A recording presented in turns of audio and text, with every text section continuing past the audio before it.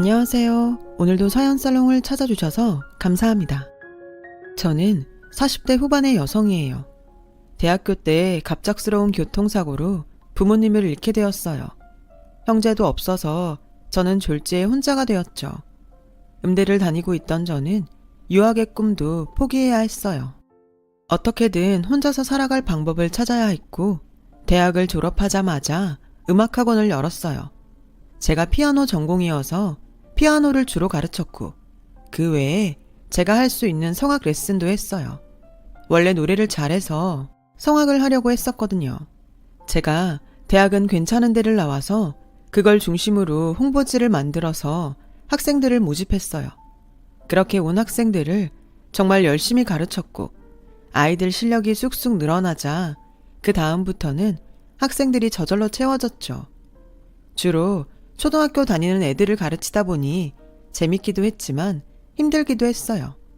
부모님이 아이를 레슨 시간에 맞춰 보내지 않고서 자기 애만 먼저 해달라고 하거나 다른 애들보다 더 시간을 오래 해달라고 할 때도 있었어요. 또 음악과는 전혀 상관없는 국어나 영어 숙제를 봐달라고 하는 부모님도 있었죠. 처음에는 안 된다는 거절을 못해서 쩔쩔맸어요. 그러다가 학원을 옮긴다고 하면 어떡하나 걱정이 됐거든요. 하지만 시간이 지나고 경험이 쌓이면서 안 되는 건 안 되는 거라고 말할 수 있게 되었죠. 제가 그렇게 맺고 끊는 게 분명해지니 오히려 학부모님들이 더 좋아하더라고요. 학원을 하면서 같은 건물에 새든 다른 자영업자분들하고도 친해졌어요. 그러면서 인생에서 어려움을 겪은 건 나뿐이 아니라는 것도 알게 됐습니다. 특히 건물 주인인 아주머니가 맨 위층에 살았는데 관리인도 두지 않고 매일 계단하고 화장실 청소를 하셔서 제가 도와드리다가 친해지게 됐어요. 이 건물에 내 피땀이 다 들어갔어. 이것 때문에 다시 일어섰지. 그런데 어떻게 남의 손에 맡겨? 힘들어도 내가 해야지. 유정 씨도 지금은 혼자이고 힘들겠지만 언젠간 다 웃으면서 얘기할 수 있는 날이 올 거야. 라며 격려를 해주셨어요. 저는 그렇게 주변에서 위로도 받고 힘도 얻으면서 점차 학원 일에도 능숙해졌어요. 그러다가 한 남자를 만나게 됐어요. 그 사람은 우리 학원에 피아노를 배우고 싶다며 찾아왔더라고요. 제가 회사를 그만두고 개인 사업을 준비하고 있거든요. 그래서 시간이 많아졌어요. 어릴 때 체르니 100번까지 쳤는데 베토벤까지 칠 수 있었으면 좋겠네요. 잘 좀 부탁드립니다. 그 즈음에 성인반도 숫자가 늘어나기 시작해서 원래 저녁 6시까지 하던 학원을 밤 8시 반까지 열었거든요. 그렇게 그 사람을 6개월 정도 가르치던 어느 날이었어요. 레슨이 끝난 후 남자가 제게 말을 걸었어요. 선생님한테 저녁 한번 사고 싶은데 시간 좀 내주세요. 제가 예전에 다른 데서도 좀 배워봤는데 이렇게 친절하고 정성을 다해서 가르치시는 분은 처음이라 대접하고 싶어서요. 괜찮아요. 선생님이 학생 잘 가르치는 건 당연한 건데요. 이렇게 말씀해 주신 것만으로도 충분해요. 라고 했지만 남자는 끈질기게 저녁을 사겠다고 하더군요. 어쩔 수 없이 약속을 받아들였지만 좀 부담스러웠어요. 학생이라도 남자니까 누가 보고 이상한 소문이라도 내면 어쩌나 했거든요. 그래도 같이 한 저녁 시간은 좋았어요. 대화할 때도 크게 불편하지 않았고 남자는 제가 음악에 대해 이야기하면 굉장히 좋아하면서 재미있게 들어주었어요. 다음날 그 사람은 학원에 레슨을 받으러 와서 뜻밖의 말을 했어요. 선생님, 아니 임유정 씨랑 정식으로 만나고 싶어요. 이런 제 이야기가 갑작스럽게 느껴질 수도 있겠지만 저는 그동안 많이 생각했던 거예요. 제가 저녁 먹자고 한 것도 최대한 부담 안 주려고 그런 건데 절대 쉽게 이야기한 건 아니었어요. 라며 꽤나 진심 어린 마음을 표현했어요. 그래도 저는 생각할 시간이 필요했죠. 이런 고민을 건물 주인 아주머니한테 얘기했습니다. 다 큰 어른들이 좋으면 만나는 거지 왜 고민을 해? 그 남자가 마음에 안 들어? 그건 아닌데 이제 겨우 제 생활이 안정됐는데 또 어수선해지는 거 아닌가 걱정이 돼서요. 이렇게 자리 잡기까지도 시간이 걸렸는데 다시 내 생활에 변화가 생기는 게 맞나 싶어요. 지금이 중요한 시기잖아요. 남들 눈도 무섭고요. 그렇게 생각하면 평생 아무것도 못해. 아주 마음에 없는 거 아니면 편하게 만나봐. 당장 진지해질 필요도 없고 결혼까지 생각 안 해도 되잖아. 누굴 만나는 것도 때가 있는 법이야. 이렇게 젊은 나이에 만날 수 있으면 만나야지. 사실 누군가를 만나고 싶었지만 학원 일에 방해가 될까봐 걱정이 됐거든요. 이렇게 옆에서 응원해줄 사람이 필요했는데 마침 아주머니가 그런 얘기를 해주시니 정말 마음이 든든해졌어요. 저는 남자에게 일단 너무 부담 갖지 말고 편하게 만나자고 했고 남자는 그러겠다며 좋아했어요. 그렇게 그 사람과 사귀게 됐고 어느덧 6개월 넘게 만남이 계속됐어요. 그 사람은 저와 결혼하고 싶다고 했어요. 저는 아직 부모님 돌아가신 얘기를 안 했던 때라 망설였어요. 제가 자꾸 대답을 피하자 하루는 저를 붙잡고 오늘은 꼭 대답해줘. 내가 싫으면 싫다고 하던가. 근데 지금까지 별 문제 없이 만났으니 그건 아닌 것 같은데 혹시 결혼할 마음이 없는 거야? 저는 어쩔 수 없이 부모님에 대해 털어놓았어요. 물론 내가 고아로 큰 것도 아니고 그게 무슨 문제가 아닌 것도 알지만 나이 드신 어르신들은 생각이 다르잖아. 결혼을 하면 오빠네 부모님도 만나고 해야 되는데 좋아하실지 걱정부터 돼. 그게 무슨 상관이야. 네 말대로 그게 문제가 돼? 지금이 중요하지. 이렇게 자기 일 하면서 잘 살고 있는데 넌 그런 걱정부터 한 거야? 우리 부모님 그런 분들 아니야. 결국 저는 그 사람과 결혼을 결심하게 됐고 남자 부모님을 만나러 갈 날짜를 잡았어요. 아주머니한테 그 얘기를 하려고 찾아갔는데 집에 안 계시더라고요. 혹시나 하고 창밖으로 밖을 내다봤는데 좁은 차도 건너편에 있는 약국에서 아주머니가 나오는 게 보였어요. 아주머니는 비틀거리시더니 차도 쪽으로 넘어지시더라고요. 저는 놀라서 얼른 뛰어내려가서 아주머니를 안아서 인도로 왔죠. 아슬아슬하게 자동차가 저와 아주머니를 스치고 지나갔어요. 하마터면 아주머니가 차에 치일 뻔했던 거였어요. 저는 가슴이 두근거리고 소름이 쫙 끼쳤어요. 아주머니는 저에게 기대서 인상을 잔뜩 찌푸리며 가쁜 숨을 쉬셨어요. 얼른 119를 불러서 응급실로 갔더니 의사가 바로 아주머니를 어디론가 옮겼어요. 간호사는 저에게 가족이냐고 물었고 저는 아니라고 했죠. 지금 바로 수술 들어가야 되는데 가족 연락처 아세요? 아주머니는 오래전 남편이 돌아가셨고 하나뿐인 딸도 몇 년 전 사고로 세상을 떠났다고 했어요. 아주머니는 예전에 심장수술을 받으셨는데 그게 문제가 생긴 모양이었어요. 그래서 제가 수술 동의를 한 후 학원을 쉬고 수술실 앞에 있었죠. 6시간 정도 걸린 수술 끝에 아주머니는 다시 안정을 찾으셨어요. 의사는 수술이 잘 끝났다고 하더군요. 선생님 아니었으면 저분 큰일 날 뻔하셨어요. 정기검진을 안 오셔서 걱정했는데 오늘 큰일 하셨네요. 이따 깨어나실 거니까 보고 가세요. 저는 아주머니가 깰 때까지 병실에 있었어요. 심장수술 받으셨으면 정기적으로 병원을 다니셨어야죠. 그러다 큰일 나면 어쩌시려고요. 이제 저라도 챙길게요. 내가 정말 고마워서 어떡하지? 이 은혜를 어떻게 갚아? 은혜는 무슨 은혜요.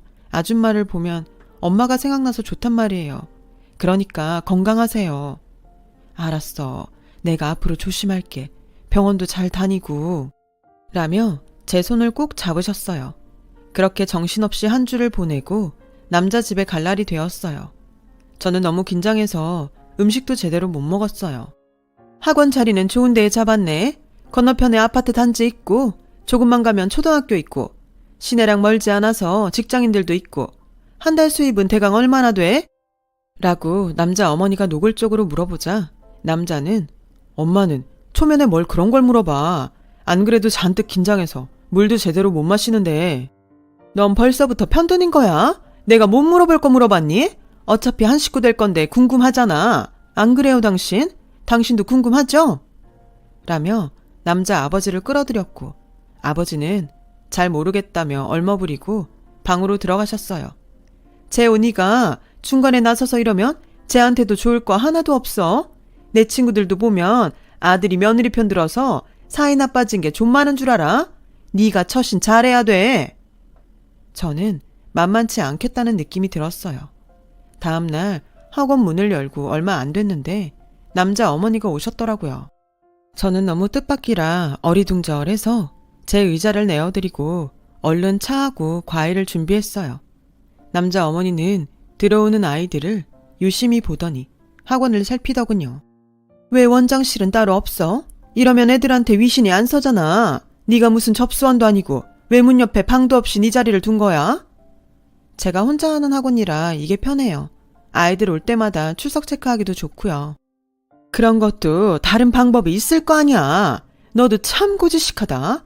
이렇게 원장이 원장답지 않으니 애들이 지멋대로지. 이런 거 가르쳐줄 사람이 옆에 없으니 티가 나는구나. 저는 애들이 와서 자기 할 일만 잘하고 가면 뭐라고 안 해요. 여긴 학교가 아니잖아요. 무조건 조용히 하고 질서 지키고 이런 건 다른 학원에서도 하니까 여기서만이라도 애들이 편했으면 좋겠어요. 학부모님들도 만족하시고요. 제가 몇 년간 하면서 만들어 놓은 분위기예요. 너 어제는 안 그러더니 아주 따박따박 할 말 다 하는구나. 제호 앞이라서 내숭 떨었던 거니? 그런 거 아니에요. 제 학원에 처음 와보시고서 그런 말씀을 하시니까 제 입장을 말씀드린 거예요. 라고 하자 들은 척도 안 하더니 출석부를 쭉 보고는 학생 이거 갖고 되겠어? 좀 더 모아야지. 정 안 되면 아파트 단지에 찌라시라도 좀 뿌리던가 해라. 이래가지고 결혼식 예단 준비는 제대로 하겠니? 그리고 이제 이 학원 네 거 아니다. 우리 집 사람 되면 이게 다 우리 집안 거야. 라는데 대놓고 화를 내고 싶었지만 일단 참았어요. 아이들 레슨도 해야 하고 할 일이 많았으니까요. 그날 저녁 남자가 왔을 때 어머니가 온 이야기를 했죠. 이 학원은 누가 뭐라고 해도 내 거고 내가 운영하는 거야.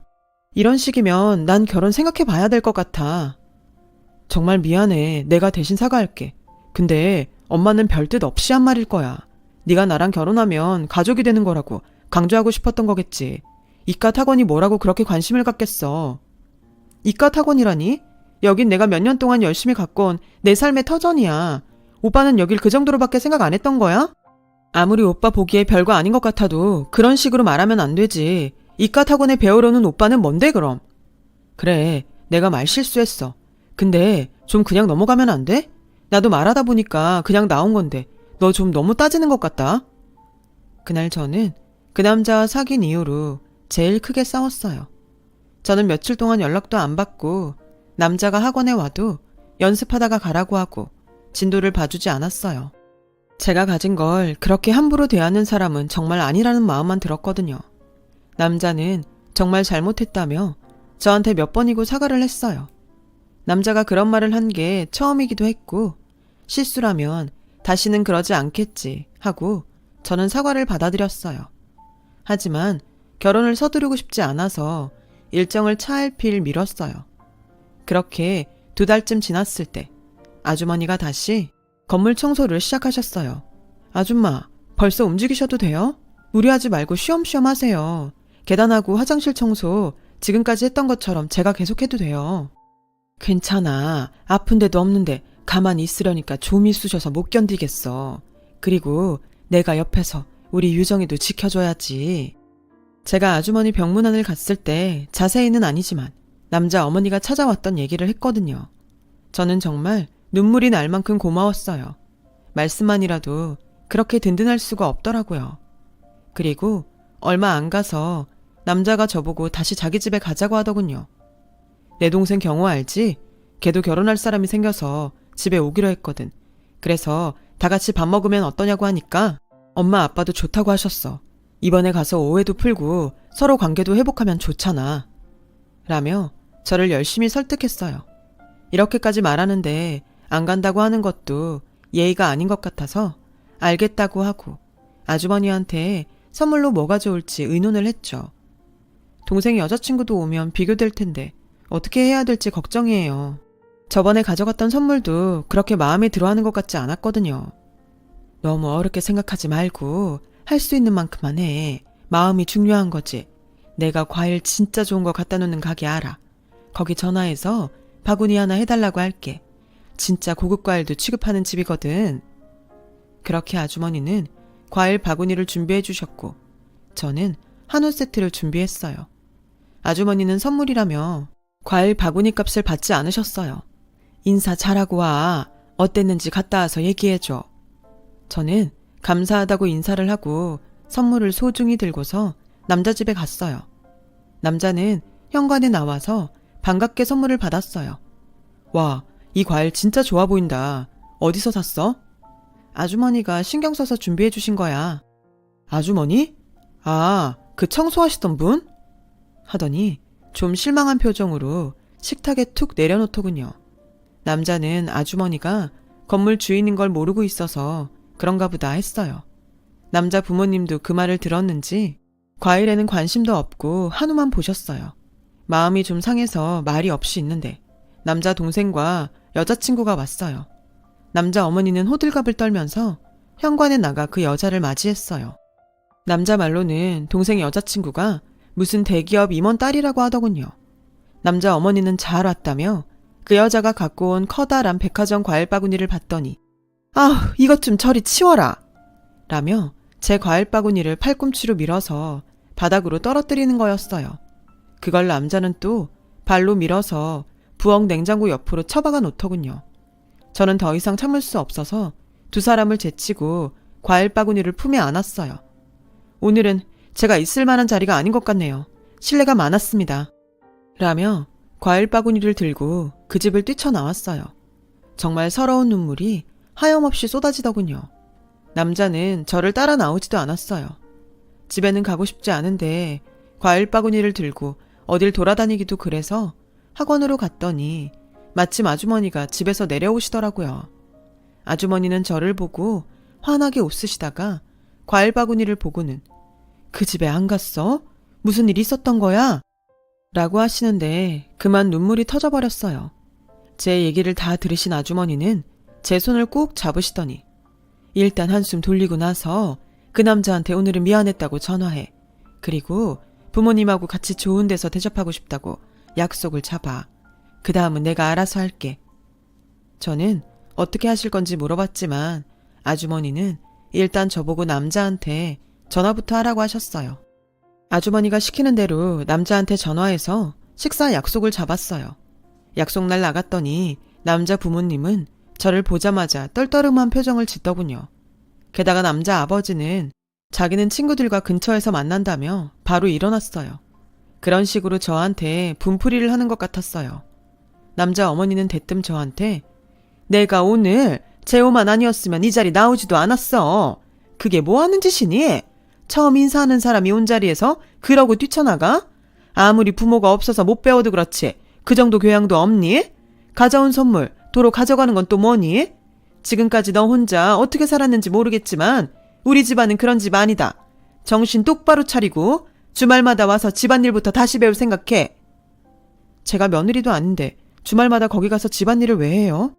라고 하자 남자는 지금 뭘 잘했다고 이러는 거야? 내가 오늘 부모님 모시고 오느라 얼마나 노력한 줄 알아? 네가 이런 식으로 나오면 안 되지. 라며 다그쳤고 저는 그래서 니네 아버지는 내가 오자마자 보란듯이 약속했다고 나가셨어? 이게 나 물먹이려고 작당한 거지 무슨 노력을 했다고 그래? 너 지금 나보고 너라고 했어? 전화로 미안하다고 한 건 빈말이야? 내가 너 갈 때 안 따라 나가서 섭섭해서 이러나 본데 그날 너 잘한 거 하나도 없어. 어떻게 손님 왔는데 그러고 나가? 나도 손님이야. 내가 정식으로 결혼 반지를 맞추기를 했어? 결혼식장을 잡기를 했어? 라고 하니 남자 어머니는 자리에서 일어나며 됐다. 그만 돌아가자. 뭐 저런 경우 없는 애가 다 있어? 내가 그랬지? 부모 없는 애 고르는 거 아니라고. 사과를 한다더니 무슨 이런 적반하장이 다 있냐? 라길래 저는 사과는 그쪽에서 하셔야죠. 그리고 저희 부모님 저 대학 때까지 살아 계셨어요. 남의 부모님에 대해 함부로 말한 것도 사과하세요. 라고 하자 남자 어머니는 저를 한 대 치려고 손을 들더군요. 제가 그 손을 막자 남자는 저한테 화를 냈고 남자 어머니도 손 놓으라고 소리를 질렀어요. 그때 아주머니가 오셨어요. 아주머니는 평소와 다르게 머리끝부터 발끝까지 명품으로 치장하셨더라고요. 그 모습을 보고 남자는 놀라서 눈이 휘둥그레졌어요. 야, 너 미쳤어? 이런 자리에 저런 아주머니를 왜 데려와? 아주머니도 아무리 눈치가 없어도 그렇지 여기가 어디라고 나오세요? 그러자 아주머니가 명함을 내밀었고 명함을 본 남자는 얼굴이 새하얗게 질렸어요. 아주머니 명함에는 투자회사 대표 직함이 찍혀 있었어요. 사실 아주머니는 시내 중심에 큰 건물도 몇 채 갖고 있고 여러 곳에 투자를 하는 큰 손이었던 거예요. 게다가 남자가 투자를 받으려고 했던 것도 아주머니가 자금을 대주는 회사였던 거죠. 그걸 알고 남자는 아무 말도 못하고 손만 덜덜 떨더군요. 남자 어머니는 누나를 막 굴려대더니 안 되겠는지 대뜸 제 손을 잡으며 얘, 너 우리 재호 좋아하잖아. 그래서 인사까지 하러 왔는데 이런 일로 헤어지거나 그럴 거 아니지? 우리 잘해볼 일만 남았잖아. 아니요. 다른 건 그렇다고 해도 툭 하면 돌아가신 우리 부모님 욕하는 거 보고 진작에 마음 다 떠났어요. 남의 아픔을 우습게 여기는 사람들하고 어떻게 평생 가족이 되겠어요? 좀 전까지도 그러셨잖아요. 제가 보고 배운 게 없어서 그렇다고. 아주머니가 투자회사 대표라니까 이러는 거지 저를 인정해 주시는 거 아니잖아요. 저는 그런 사람들 필요 없어요. 그리고 박재호, 너도 인생 똑바로 살아. 무슨 백화점이니 명품이니 이런 거에만 눈 뒤집지 말고. 내가 좀 알아봤는데 너 우리 학원 좀 잘 된다고 근처에 소문나서 나보고 사귀자고 한 거였다며? 네가 여기저기 우리 학원에 대해 수소문했다는 거 동네 사장님들이 다 얘기해줬어. 우리 학원처럼 작은 데에서 뭘 받아먹겠다고 저러나 했더니 니네 어머니가 운영하게 하고 나는 아주 월급 선생처럼 부려먹을 작정이었더라. 그래서 니네 엄마가 아주 자기 것처럼 간섭한 거지? 라며 아주머니와 나가려고 하자 남자 어머니는 저희를 붙잡고 사모님 제발 화 푸시고 저희가 큰 실수를 했어요. 죄송합니다. 잘못했습니다. 네, 저희가 정말 잘못했어요. 유정아, 정말 미안해. 내가 어리석었어. 라고 했지만 저와 아주머니는 두 사람을 뿌리치고 돌아왔어요. 남자는 몇 번이나 찾아와서 미안하다고 사과를 했지만 저는 받아주지 않았어요. 남자 어머니도 저한테 전화로 잘못했다고 사정하고 아주머니한테도 찾아와 몇 번이나 머리를 조아렸다고 하더군요. 그래도 아주머니는 받아주지 않으셨다고 해요. 남자는 아주머니한테 찍혀서 투자를 못 받아서 사업을 제대로 시작도 못했다더군요. 그렇게 한 차례 소란이 지나가고 몇 년 후에 저는 좋은 사람을 만나서 결혼했어요. 아들, 딸도 낳았고요. 그 애들이 벌써 중학생이네요. 저는 아주머니와 진짜 모녀지간처럼 잘 지내고 있어요. 정말 고마운 분이죠. 아주머니도 저희 애들 친손자처럼 예뻐해 주시고요. 부모님이 저에게 보내주신 귀한 인연이라고 생각하고 있어요. 사람 사는 게 쉽지도 않고 답도 없지만 하나만은 확실히 믿고 살아가고 있습니다. 사람이 사람을 무시하면 안 된다는 진리요. 제 얘기는 여기까지예요. 오늘 제 사연을 들어주신 분들 모두 감사드려요. 다들 좋은 일만 생기시길 기원할게요. 오늘도 행복한 하루 되세요. 여러분, 사연 댓글에 응원과 현명한 조언 부탁드려요. 좋아요와 구독은 저에게 큰 힘이 됩니다. 오늘도 좋은 일 가득하세요.